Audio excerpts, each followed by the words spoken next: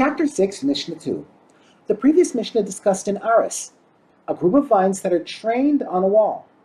Commonly, a latticework of crisscrossing strips of wood extends outward from the top of the wall, forming a roof over the area next to the wall.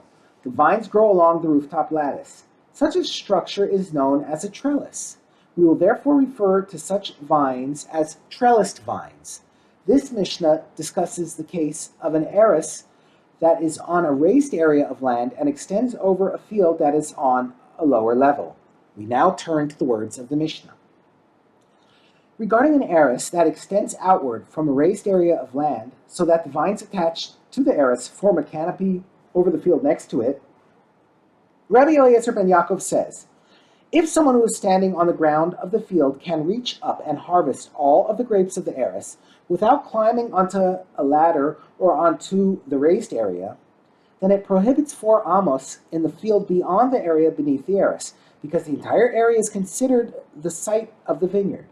But if he is not able to reach all the grapes without using a ladder or going up onto the higher level, the aris prohibits planting other species only opposite it.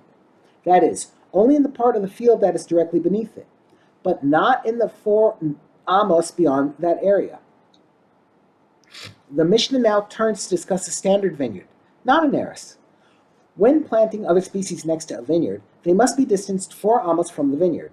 When planting next to an individual vine, however, the required distance is only 6 tefachim. See end of previous Mishnah. In order to be considered a vineyard, there must be at least 2 rows of vines, according to Beis Hillel, see chapter 4, Mishnah 5. The Mishnah addresses whether 2 rows of vines combine to create a vineyard if one is planted on the ground and the other is planted on a raised area. We now turn to the words of the Mishnah. Again, Rabbi Eliezer says, a similar law applies to a person who plants 1 row of vines on the ground and 1 row on a raised area as follows.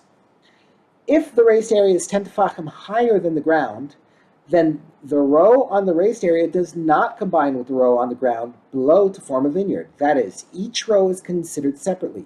Since a vineyard must contain at least 2 rows, the rows of vines are not considered a vineyard, and other species may be planted 6 tefachim away. But if the raised area is not 10 tefachim higher than the ground, the row on the raised area does combine with the row on the ground below to form a vineyard. Therefore, other species may not be planted within 4 amos of the vines.